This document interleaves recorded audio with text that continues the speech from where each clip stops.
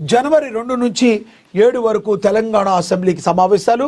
BSc సమావేశం అనంతరం speaker నిర్ణయం. తొలి రోజు 2 గంటల పాటు సాగిన శాసనసభ శీతాకాల సమావేశాలు ప్రారంభమయ్యాయి. తొలుత ఇటీవల మరణించిన దివంగత మాజీ ఎమ్మెల్యే మండల సభ్యులకు సభ సంతాపం తెలిపింది. అనంతరం పలు ఆర్డినెన్స్ ఉభయ సభల్లో ప్రభుత్వం ప్రవేశపెట్టింది.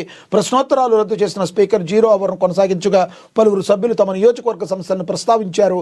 శాసనసభ స్పీకర్ గడ్డం ప్రసాద్ కుమార్ అధ్యక్షతన బీఎస్సీ అసెంబ్లీ సమావేశాలపై భేటీలో నిర్ణయం తీసుకున్నారు. ఈ మేరకు జనవరి 2 నుండి 7వ తేదీ వరకు నిర్వహించాలని నిర్ణయించారు. స్పీకర్ ఛాంబర్లో జరిగిన బీఎస్సీ సమావేశానికి ఉప ముఖ్యమంత్రి బట్టి విక్రమార్క, మంత్రులు శ్రీధర్ బాబు, పొన్నం ప్రభాకర్లు హాజరయ్యారు. మహేశ్వర్ రెడ్డి, అక్బరుద్దీన్ తదితరులు ఈ సమావేశంలో పాల్గొన్నారు. అసెంబ్లీ పని దినాలు ఎజెండాను ఈ సమావేశంలో ఖరారు చేశారు. 15 రోజుల సమావేశాలు జరపాలని బీఎస్సీ సమావేశం ముగిసిన అనంతరం మాజీ మంత్రి బీఆర్ఎస్ నేత హరీష్ రావు మాట్లాడారు. అసెంబ్లీ సమావేశాలు 15 రోజులు జరపాలని పట్టామని వివరించారు. వారం రోజుల పాటు జరిపి మళ్లీ బీఎస్సీ పెడతామని స్పీకర్ చెప్పారన్న హరీష్ రావు అసెంబ్లీలో పీపీటీ ఇచ్చేంత వరకు అవకాశం ఇవ్వాలని కోరామన్నారు. ఆలోచించి నిర్ణయం తీసుకుంటారని స్పీకర్ గడ్డం ప్రసాద్ కుమార్ తెలిపారని ఆయన విషయాన్ని వివరించారు. మరి గతంలో కాంగ్రెస్ అవకాశం ఇవ్వనందుకు బహిష్కరించాలని బట్టి విక్రమార్క అన్నారని హరీష్ గుర్తు చేశారు. ఇప్పుడు మీరు ఇవ్వకపోతే మేము బాయ్కాట్ చేయాలని అడిగాను అని చెప్పి హరీష్ రావు మాట్లాడారు. మరి